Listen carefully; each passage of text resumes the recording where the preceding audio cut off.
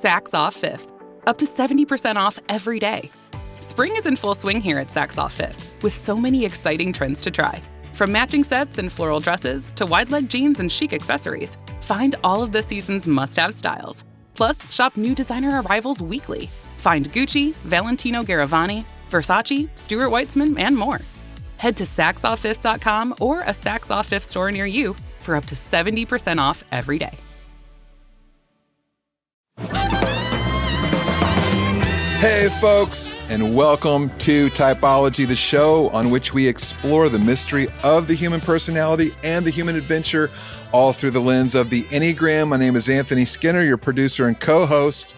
So happy to have you here today, folks. We've got a great guest talking about best-selling author of the book Dirt, and now the new released Underestimated, the surprisingly simple shift to quit playing small, name the fear, and move forward anyway. And we discuss each of those in this podcast: how to quit playing small, naming the fear, and moving forward, and more. I'm talking about Enneagram 4, Mary Marantz, who is also the host of the popular podcast, The Mary Marantz Show.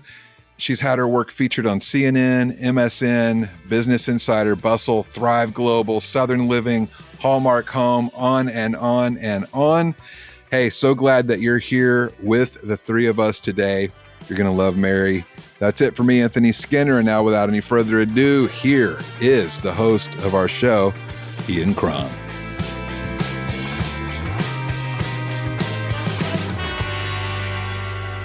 Enneagram family. Oh man, today is a big one. As you know, my great friend, Mary Marantz, Enneagram 4. Today is the launch day of her new book, Underestimated, the surprisingly simple shift to quit playing small, name the fear, and move forward anyway. I have been on Mary's podcast. I'm delighted that she's here. She is a rock star. Mary, welcome to Typology. Oh my gosh, Ian, thank you so much. For everybody listening, you don't get to see this part, which makes me sad, but there was a whole country road serenade that happened just before we hit record. And as a West Virginia girl on my launch day, that felt really, really amazing. And also, Ian, the second thing I'll tell you is you don't know this, but you've been on like a mini podcast tour as I've been going around, because I've been talking about one of the life-changing moments of my life. Was when you told me to look up the self-preserving Enneagram 4. Oh, yeah, right? Mm-hmm. Yes. It's a big moment when you realize you're a self-pres 4. Yeah. Everything suddenly made sense. What did you think you were before that? I thought I was a solid 3. Okay. Super overachiever. Super A++ overachiever. And then we achieve for safety. To get to a self-preservationist place. My whole life just made sense.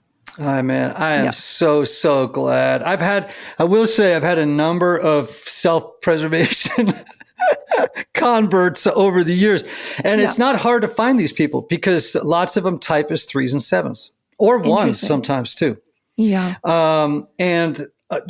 It's the miracle of subtypes, because when you're dealing in subtypes, particularly with 4s and 6s, the 3 different kinds of 4s might as well be their own types. They are so different from each other. Yeah. A 1-to-1 4 versus a self-pres 4 look nothing alike. Like they might as well just be different types. It's fabulous. I love that stuff. I'm so glad. All right, so you are a 4, but here's the question I want to ask. How old were you when you realized that you were wired a little differently than other people? Oh, boy. Okay, so I was actually thinking about this the other day. I grew up on a mountain, the top of a mountain in rural West Virginia, in a single wide trailer. That's probably going to come up. And we were children of the 80s that were basically feral cats, left to our own devices, sun up to sundown. And so we had kind of our like neighborhood crew of kids. And, we would just ride our bikes like 20 miles away. Like, it's fine. But one of the kids, Brandon, his cousins would always come in a couple weeks during the summer. And it was like they were, coming in from the big city, and it was a huge deal. And we would always try to maximize the time when they were there. And so I was the kid who was like, I'm going to draw out our entire itinerary of the fun we shall have. And then when they had to go in, their parents made them go in to have like lunch or whatever, to keep to the itinerary the itinerary said play tag. And so I just ran around in the yard by myself. And I think that would be the moment I knew I wasn't quite the same as other kids. Anthony, do you remember? We're all fours here, so let's have a little four. Boy. Let's have a four Congress. We're going to have a four Congress here. So when can you remember a moment in childhood when you realized I'm different?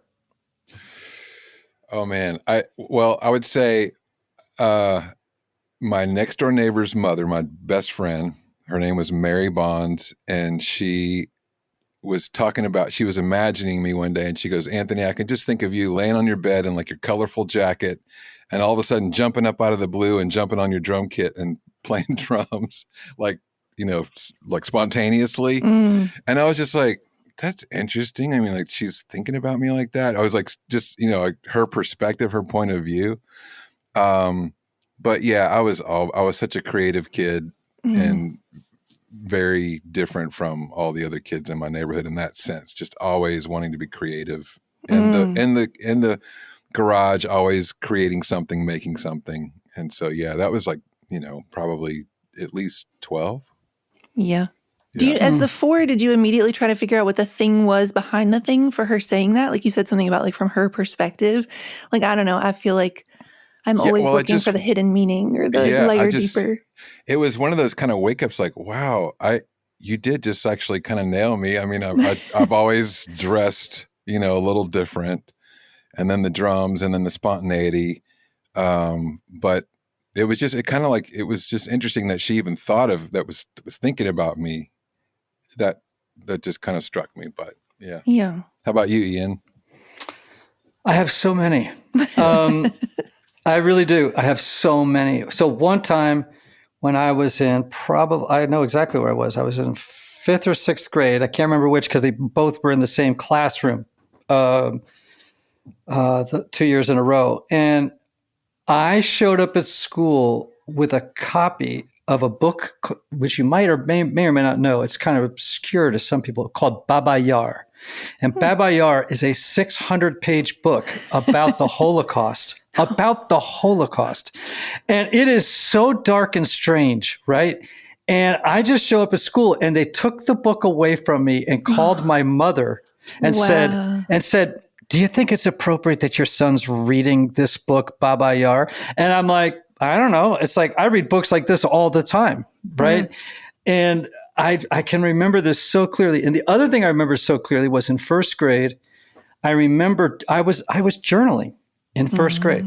Wow. And there was this moment, and I still have that journal somewhere.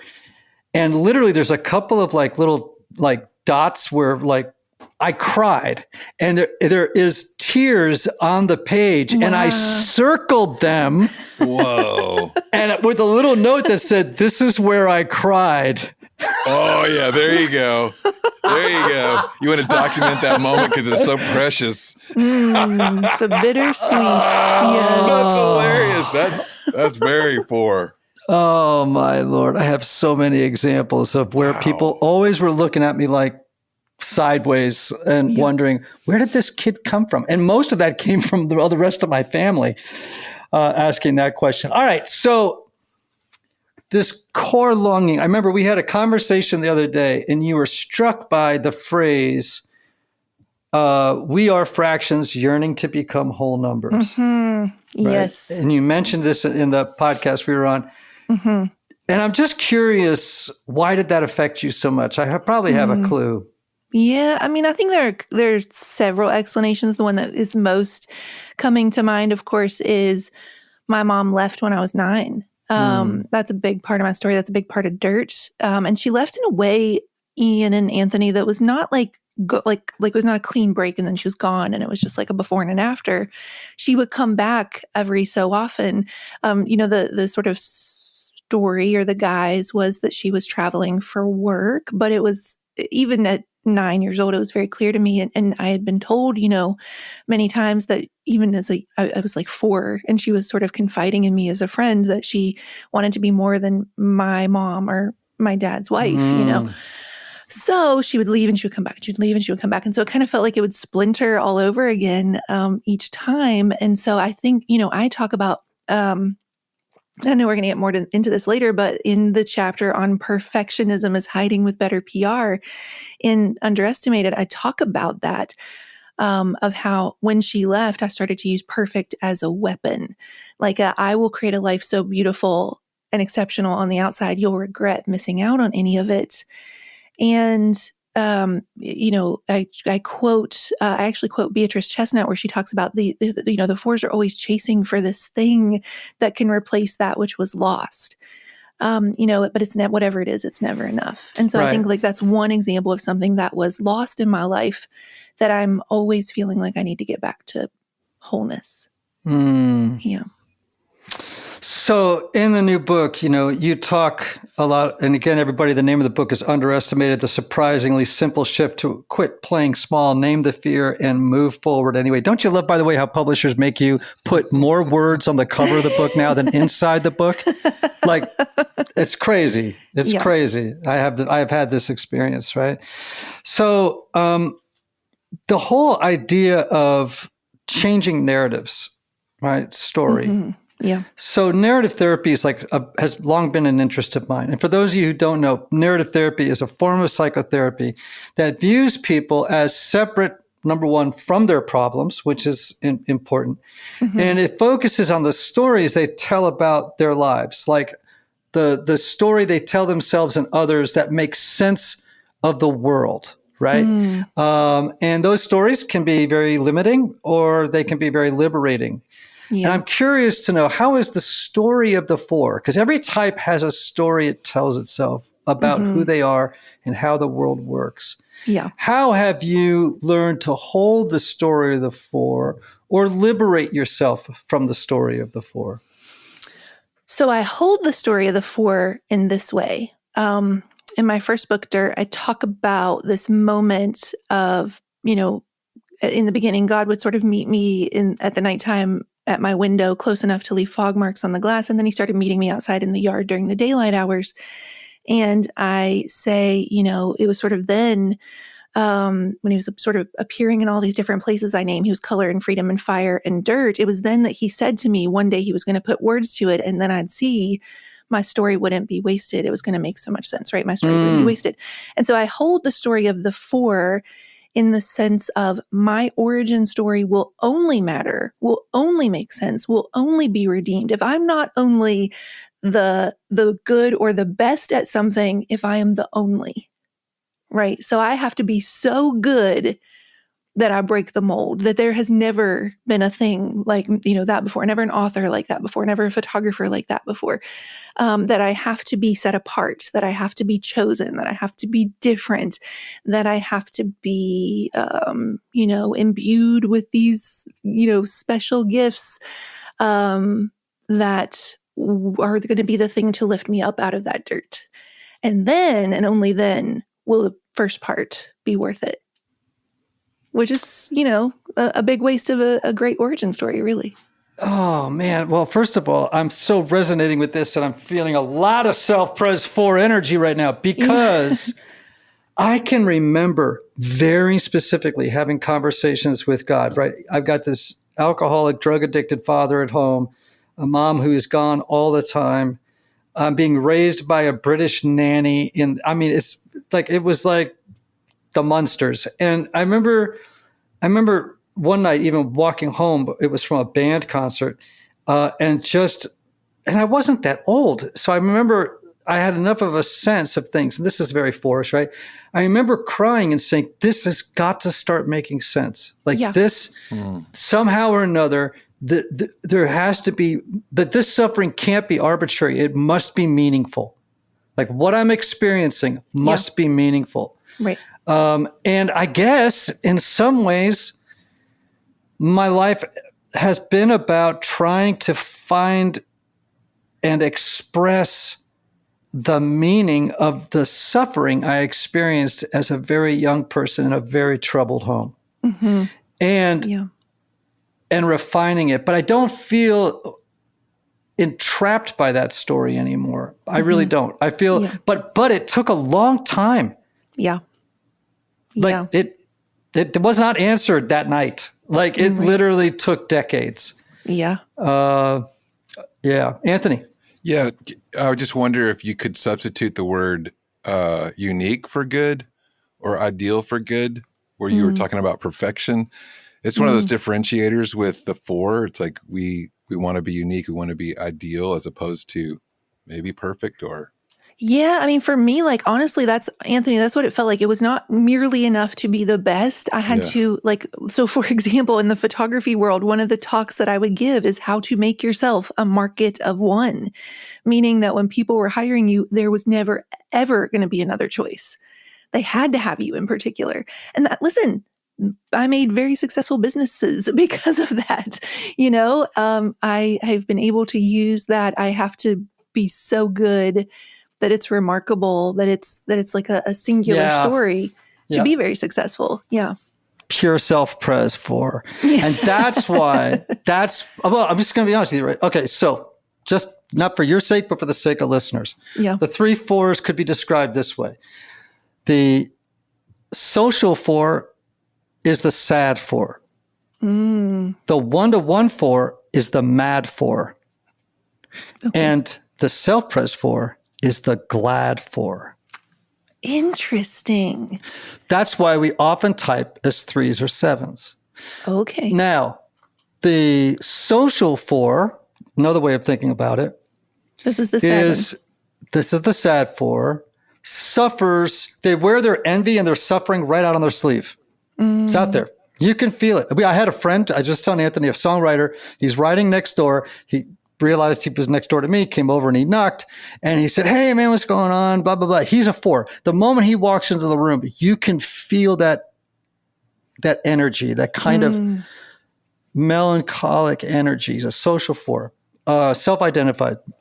Yeah. Now, typically this doesn't sound great and it would require more explanation, but they wear their suffering on their sleeve.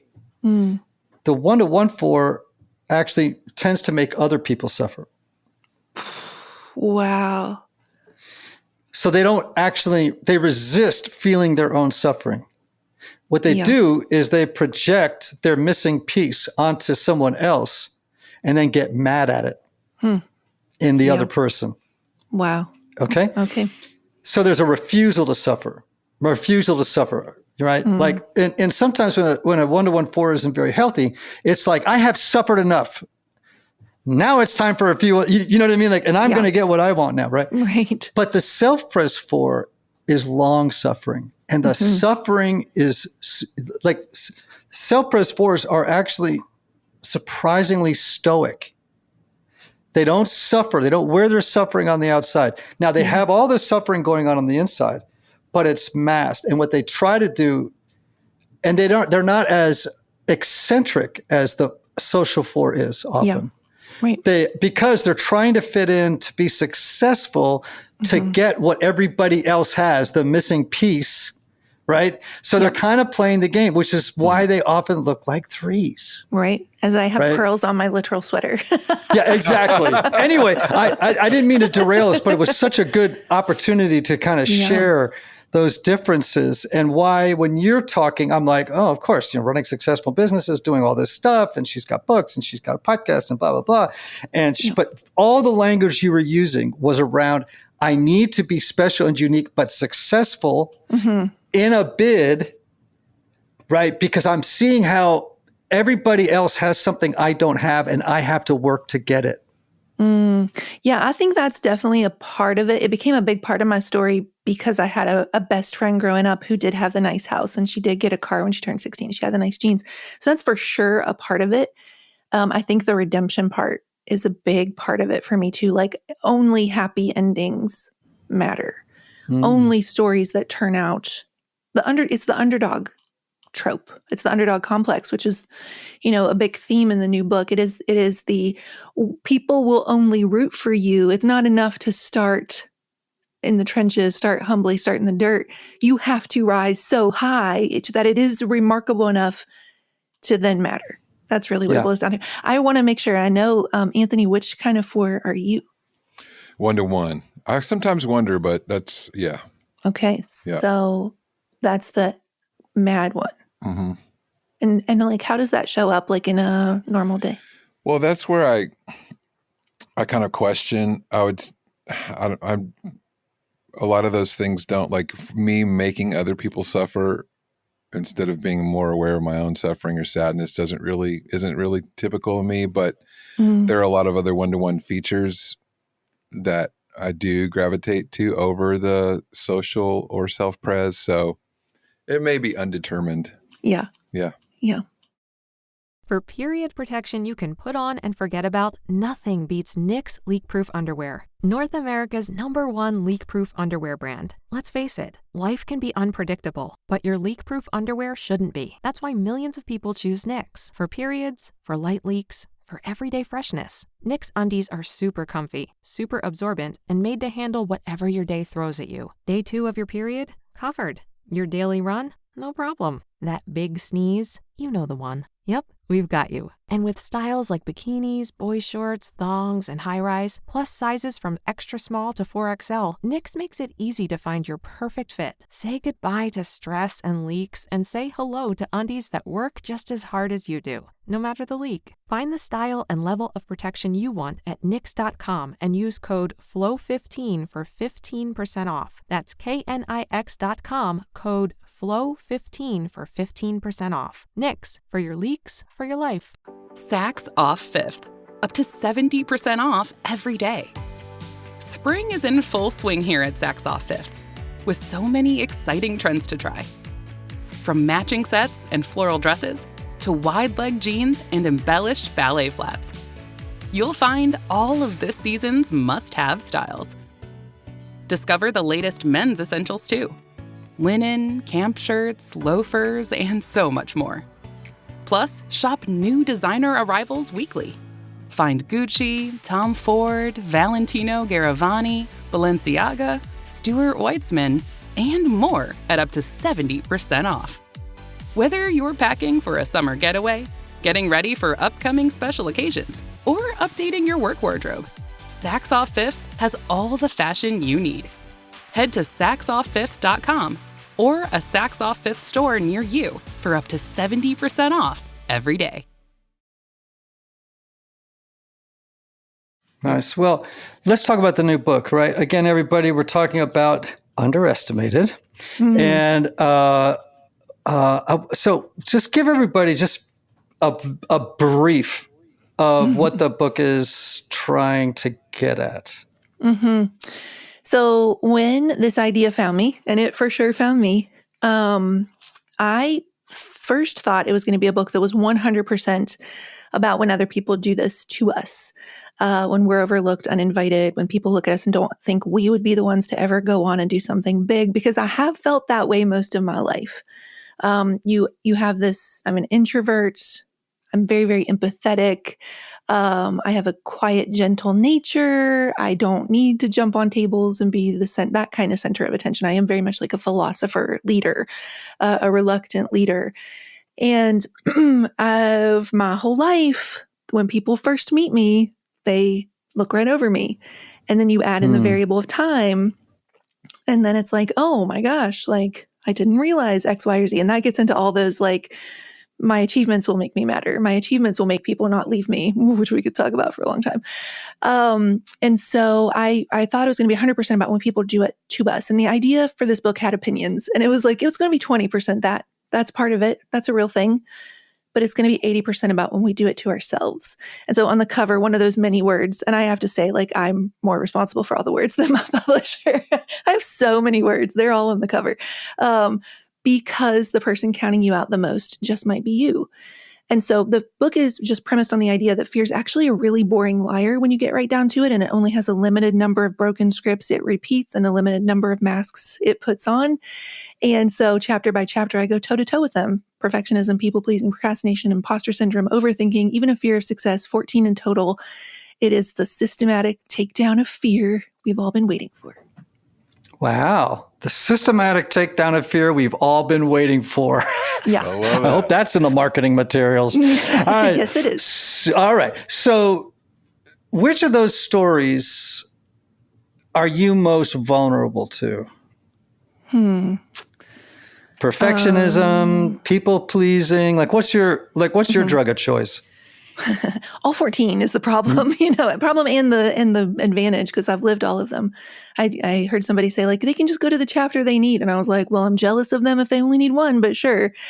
The short answer, that's not the full answer, would be perfectionism. That's the one where it shows up the most. And the one that I thought was the real struggle. And that chapter, like I said, goes deep, talking about, like, it starts off really fun and lighthearted. Like, the title is Perfectionism is Hiding with Better PR, right? Like, what if hiding just hired a really good marketing team, the same one that cauliflower did when it told everybody it was pizza, and rebranded as this much more palatable thing called perfectionist? I'm just a perfectionist. And I say, not since the Got Milk people has there been an ad campaign that made something so plain Jane vanilla seem so sexy and sought after. So it starts off real lighthearted, but then it goes deep really quickly of, like, this is actually a rejection, abandonment wound. And we abandon ourselves 1,000 different ways, trying to be perfect enough that no one will ever leave us again. But the truth is, I think the underlying fear is a combination of number 3, which is self-sabotage. Self-sabotage is a shot glass, and chapter 14, which is success is a slippery slope. And they really boil down to not trusting myself to hold more, believing more would be my downfall. We can get into all sorts of things about, limiting beliefs when you grow up in where I grew up in Appalachia, meaning my trailer with my family, and my dad saying there are good people and there are rich people, and the two are rarely the same. And so more became an enemy. But I think that underlying the perfectionism is really a fear that if I ever truly reached a place of safety in the form of success and I kept it, then everybody would turn on me. Yeah, it's fun to be me. No, it's just complicated. Yeah, that's right. Right? It's 4s are complicated. Yeah. And that their capacity for self-reflection and finding their ability to articulate the meaning behind the meaning is often remarkable. Right? Like, it's just like, what? And now, and it can also become, if not careful, a morass, right? Of just swimming. Navel-gazing, yeah. Yeah, but sometimes, and that's what makes us writers. That's what, we're trying to find language, or songwriters, Anthony, we go in search of language to clearly articulate because what do we want for us? We want to be understood. We want to understand ourselves. Yeah. And we want other people to understand us. Yes. And you can finish a book and then you get to the end and you go, no, I don't think I got it. And then I've got to write another book, because 4s are forever trying to make other people understand them. Yeah. You know what I love about what you just said there? I don't know if it's going to, this is for our benefit. I don't know if you show video. Is that too bright for you to see it? Can you see if I come close? There's actually, there's the compass, but then there's actually a very, very, very light second compass as an underlay. Real faint. And that is actually an Easter egg in the cover because of the thing behind the thing, of like how much a part of that, my writing that is. Yes. And so, 100%. The thing behind the thing. Yeah. I love that. All right. So how do you define a big life?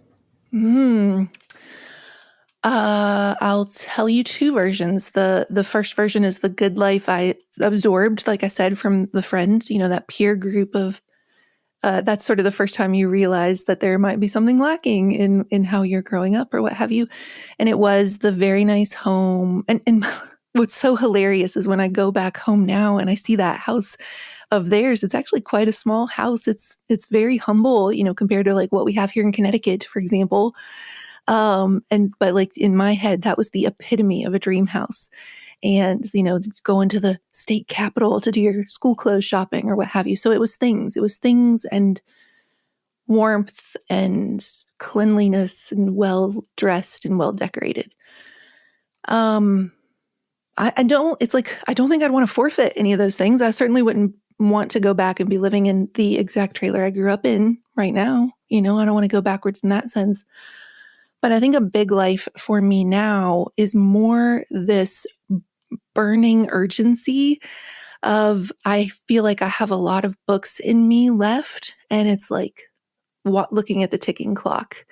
If like you can basically publish a book every 2 years if you're super on it, it's been 3 years since my last book. It was a year and a half between 1 and 2. That was really fast. Maybe in the best case scenario, I have 20 more books, and that sounds like a lot of books, but my inner knower says we got to get moving. So I feel like it's work that I was put here to do, and it's this urgency to get it done.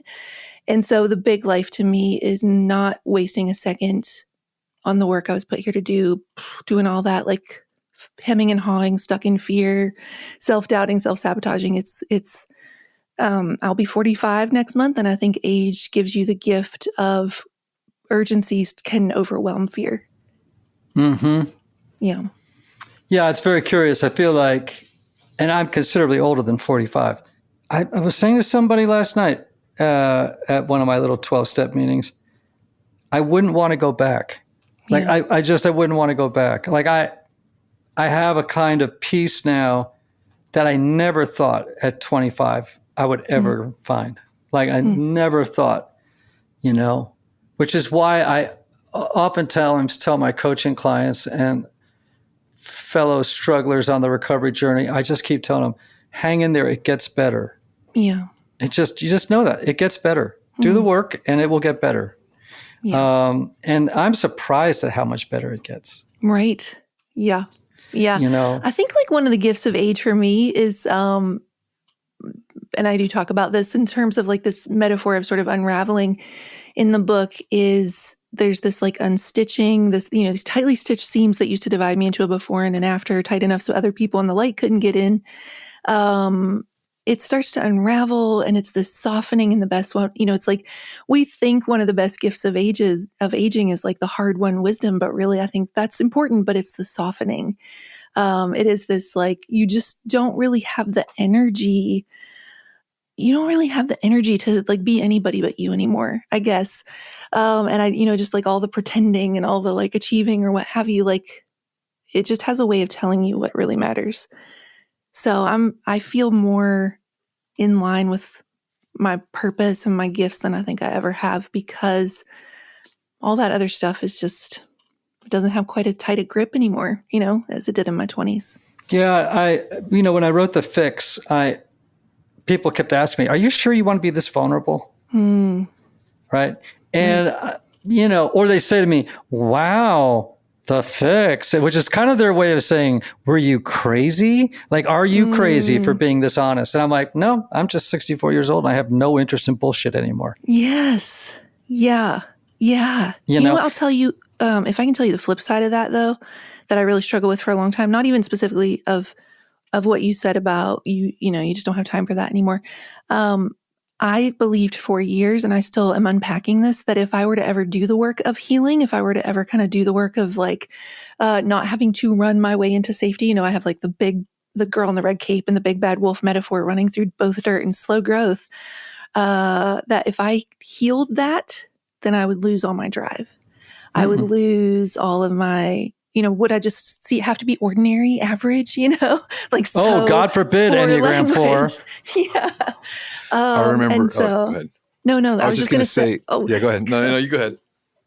I was just going to say that the work of my life right now is embracing that kindness to myself might actually be the resilience to go the distance. Yeah. Sting's first documentary, they interviewed his wife, and she said he had this belief that he had to put himself in a challenging situation to be creative. And he was finally turning that corner with that first record he did. And she talked about what a relief it was, like in the home. They didn't have to create the drama, By the way, that is classic self-pres 4. Yeah. In fact, one of the words that people use to describe the self-pres 4 is dauntless, or reckless, because sometimes they will unconsciously put themselves into terrifically challenging situations that will cause them suffer, right? Yes. But they have to take it on, and they have to undergo the suffering of that big challenge. In a way, what they're doing is it's actually a funny way of seducing people. It's like, if you admire me for suffering so quietly, right, while doing this enormous thing, then, yeah, right. You're raising your hand. Then I will win the relationship with you and this feeling of wholeness that would not have. And it's almost like an invitation, a weird invitation to relationship. 100%, 100%. And like I grew up with my dad, in addition to saying the thing I said earlier about good people and rich people, he firmly believed that if you didn't struggle for it, you didn't deserve it. That if it was ever just handed to you, you were the bad guy. So like I have to like self-sabotage as I'm pushing the boulder up the mountain to show how hard I had to work to get there so that when I get there, I deserve it. And there's a part where I list off all the things that my very stoic, self-preserving form makes me feel, which is, I don't want you feeling sorry for me. I don't want you to look away in some sort of sympathy, shame on my behalf. Unless specifically asked, I do not want your advice, best suggestions, or best practices. They burn in my ears, run down my throat, and taste like condescension. I don't want you to worry about me. I'll just have to worry about you worrying about me. Yeah. Yeah. I was going to say, it kind of ties in with this. What lie about yourself did you have to stop agreeing with? What lie about myself did I have to stop agreeing with? The one that's coming up in this full circle moment is that the fear behind the fear of using perfection like a weapon is, what if they were right? What if without all this more, I was never someone worth staying for? And that I am only, like, here's an example. I talk about in Dirt that I want my achievements to be like Dwight Schrute in The Office being my butler, when he has people over to the farm. Jim Halpert, whatever. I need my accomplishments introducing me, not because I want people to be so impressed by me, but because I'm afraid that otherwise they'll feel like they're wasting their time on me. Like I need them to know I can help them in some way because of my expertise or experience or platform or connection or whatever, that without all this more, I'm not somebody just in virtue of myself worth spending time with. So that's fun.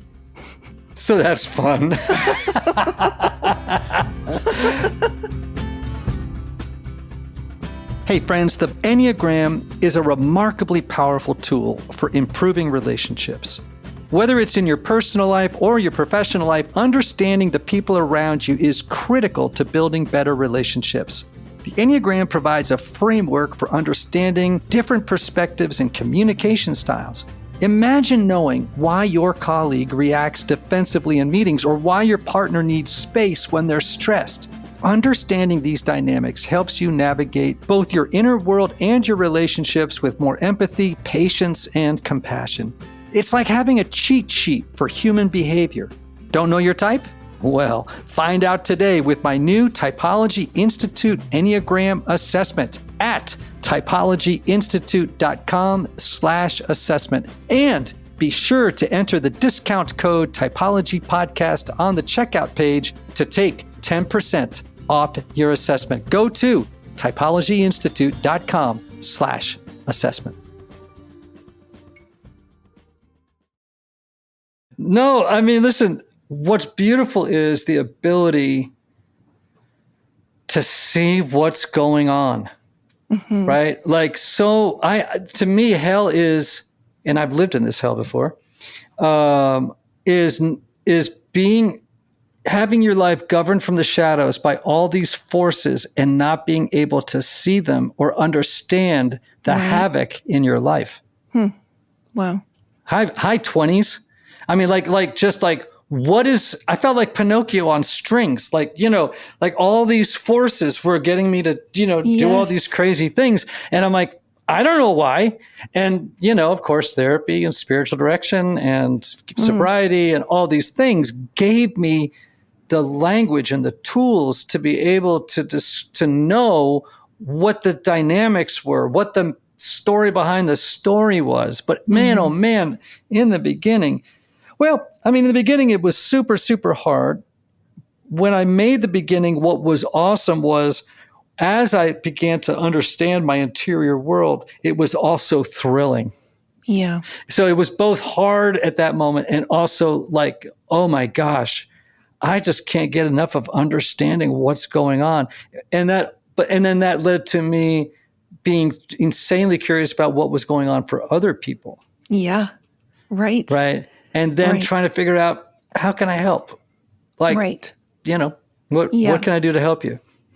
Anthony, I'm so curious because the question that I've had for a long time, and both of you can speak to this, but the question I had for Anthony is, did you also have a hard story growing up? And the question is, are all Enneagram 4s basically from hard stories? Because everyone that I know is, but I'm wondering if it can also just come from a really normal childhood as well.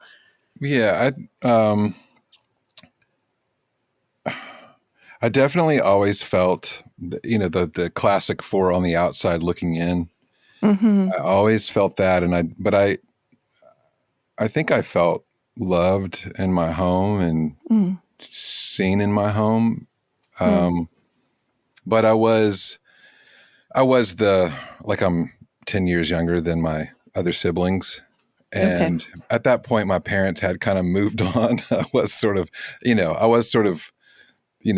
been there and done that in terms of, and they were traveling a lot. And so, I guess I was a little bit, maybe felt a little forgotten, maybe, but Yeah. I don't know. I don't feel like there was like any kind of serious trauma, but my dad traveled a lot. He did come to me when I was in my 20s.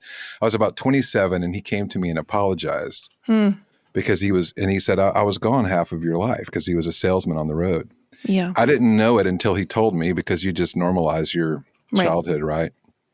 So, and my mom did go through like menopause when I was home and all the other kids were gone. And so there was that kind of thing. So, but I just normalized it for me. And kind of, it's like, it's never all light or shadows, right? It's like, I did feel loved and seen growing up, but there was also that element, but no like specific trauma I could name, Yeah. Something interesting that you said there about the shadows. I just had Britt Frank on my podcast, which if you have not had her on, she's phenomenal. And we were talking about, she has a new book coming out called Align Your Mind. And she was talking about golden shadows. So like the parts that we're not aware of that are actually like our strengths and like some of the most beautiful things about us. So shadow just meaning like your awareness is blocked by something. And so it's in shadow, and that we're more likely to be able to see, especially 4s, the things that, are wrong with us or the missing pieces that we're lacking something, versus being able to see like the good things that have not yet come to the surface. Yeah, that's all Carl Jung.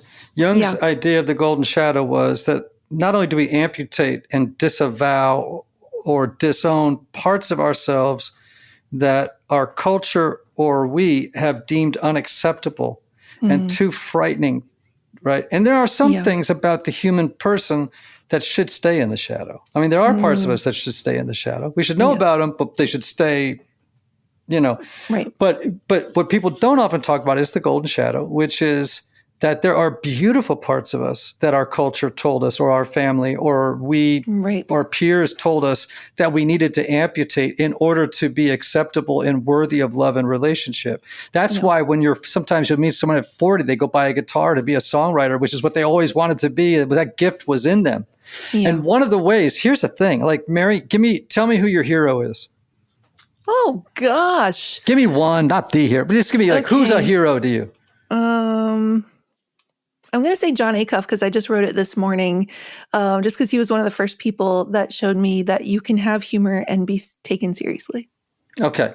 And so what do you love, if you had that kind of explains it. Just tell me, what quality inside of John do you really love? The ability to bring all the parts of himself to the page and not think that some of them are less than and disqualify him. Like humor doesn't make him any less of a serious thought leader.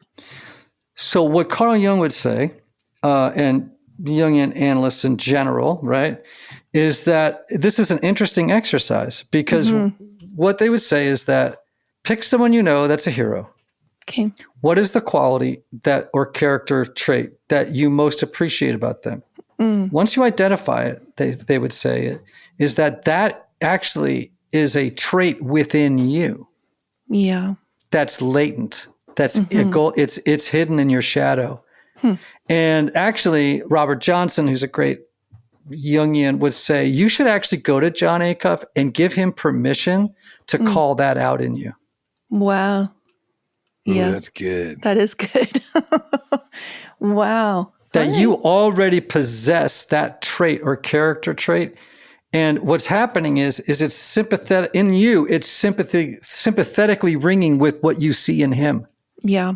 It just needs to be called out. Wow, that's good.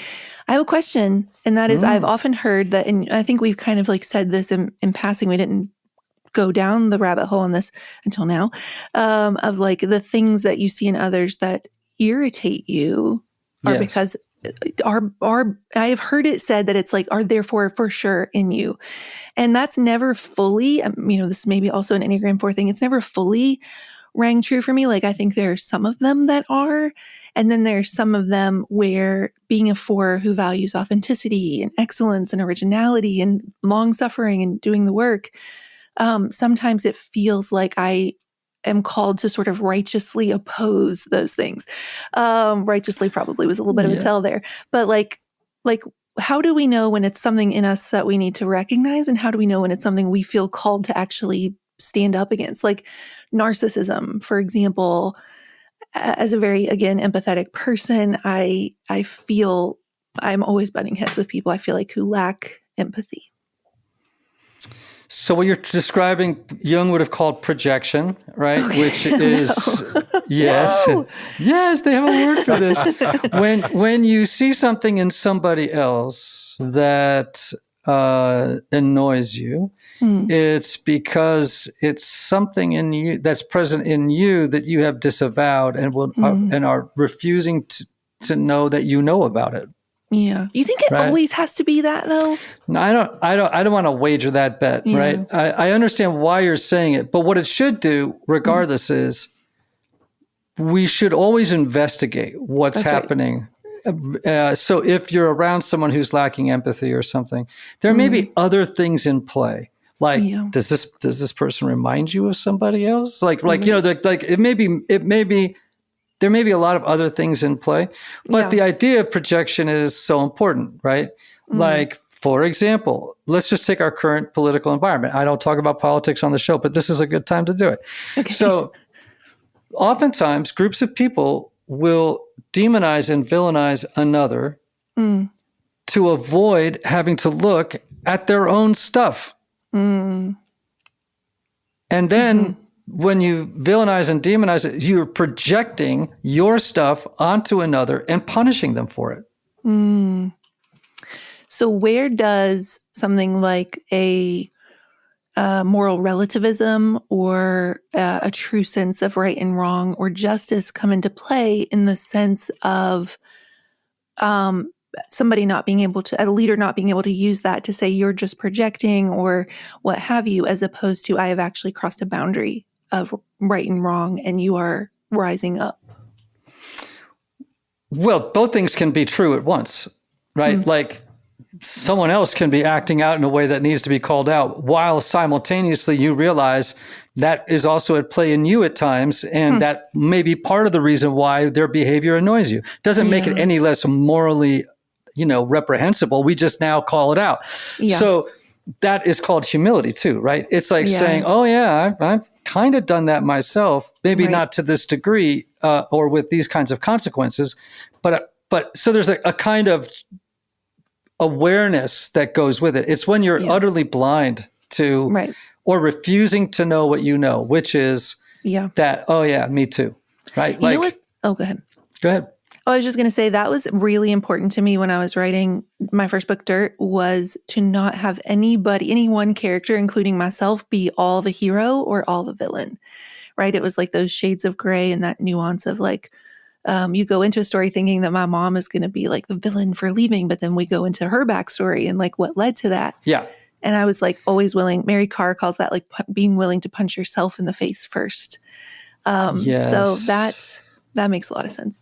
All right. So why did we love, I don't know if you did, but I did, and I'm almost embarrassed to say it, but why did we love Breaking Bad? I mean, have to say I've only watched like 2 episodes of it. Yeah, it's tough. It's rough. Yeah. But here's the deal.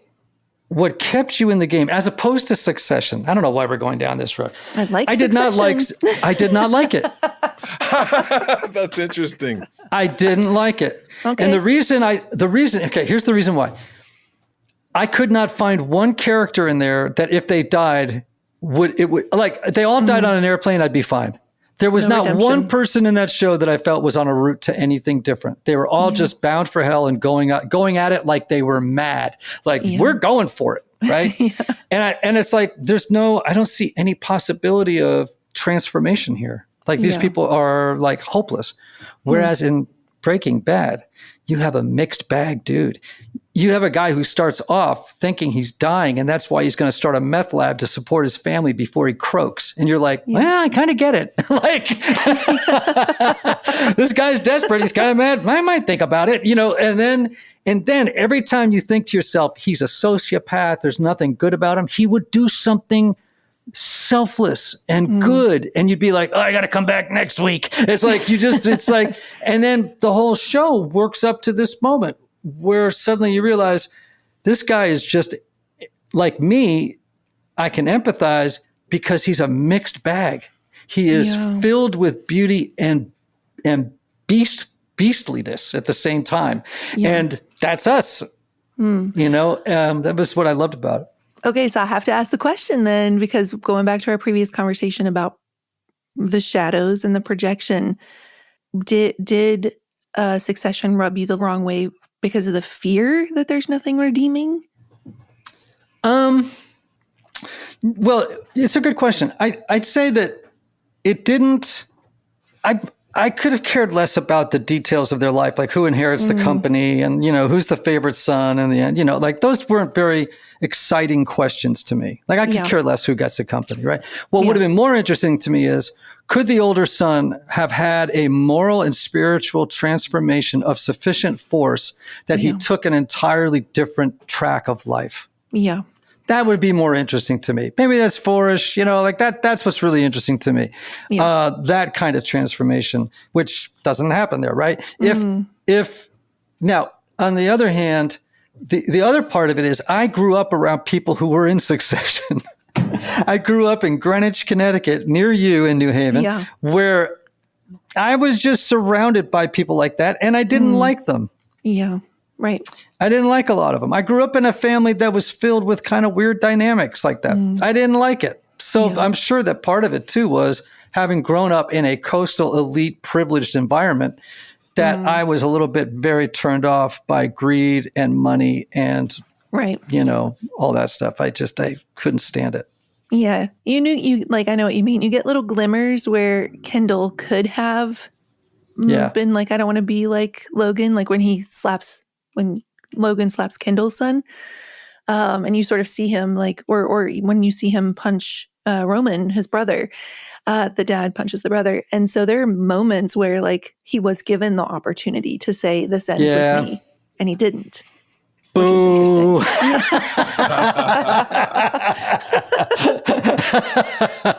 Boo.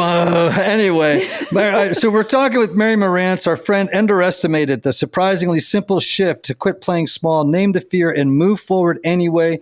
Y'all got to get this book. Mary is a beautiful writer, a elegant and beautiful Enneagram 4 writer and thinker. And the book is just something for everybody. Mary, my last question for you is, and I like this question because someone asked me the other day, and you're an Enneagram 4, I probably won't have to explain it. What's keeping you alive these days? Solitude. Solitude. I am Superman. I need a fortress of solitude over here. I am an off the charts introvert. I can present as an extrovert, especially when I'm having deep conversations. I do feel they feel life-giving to me, but they're not specifically energizing to me. So I will always have to go sit on the couch with my dogs and my husband and watch, some very relaxing show like Law and Order SVU. It's like, let's ask why trauma shows are so relaxing. That's another shadow work there. But yeah, it's that this is my work and I love it.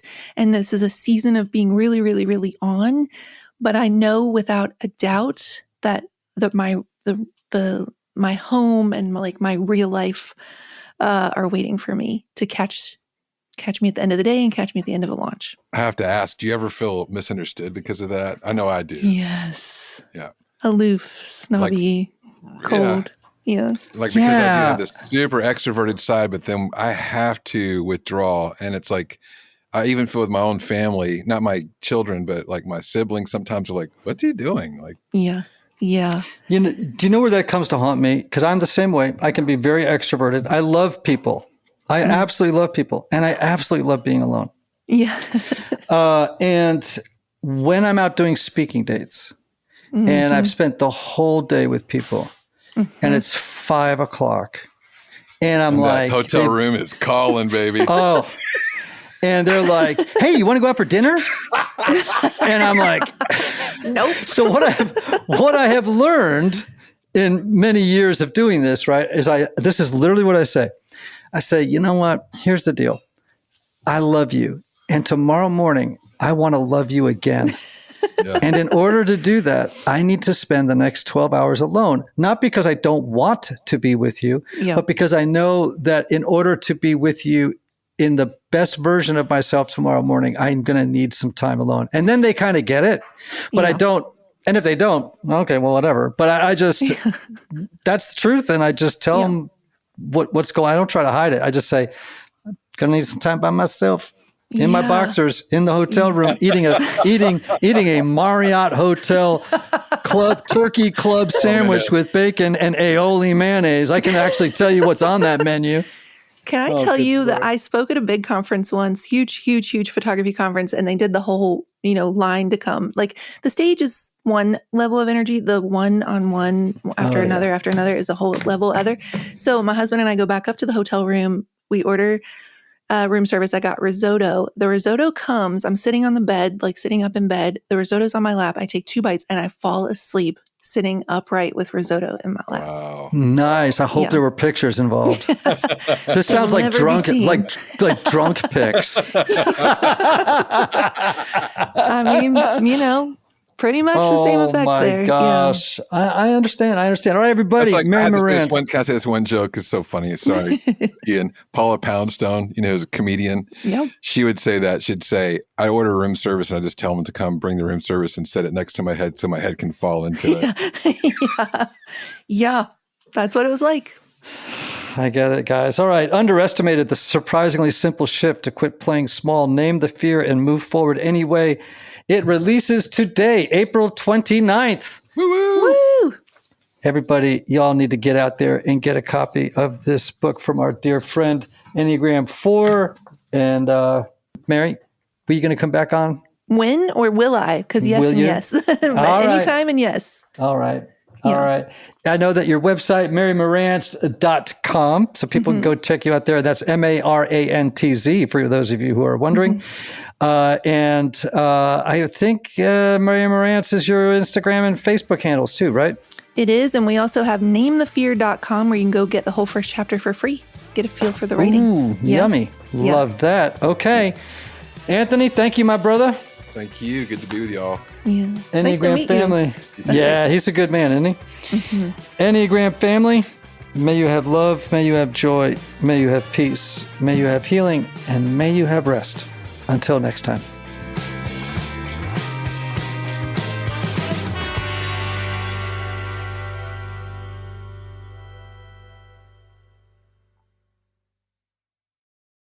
This podcast is sponsored by Talkspace. May is Mental Health Awareness Month, and Talkspace, the leading virtual therapy provider, is telling everyone, let's face it in therapy. By talking or texting with a supportive, licensed therapist at Talkspace, you can face whatever is holding you back, whether it's mental health symptoms, relationship drama, past trauma, bad habits, or another challenge that you need support to work through. It's easy to sign up. Just go to Talkspace.com and you'll be paired with a provider, typically within 48 hours. And because you'll meet your therapist online, you don't have to take time off work or arrange childcare. You'll meet on your schedule. Plus, Talkspace is in-network with most major insurers, and most insured members have a $0 copay. Make your mental health a priority and start today. If you're not covered by insurance, get $80 off your first month with Talkspace when you go to Talkspace.com and enter promo code SPACE80. That's SPACE80.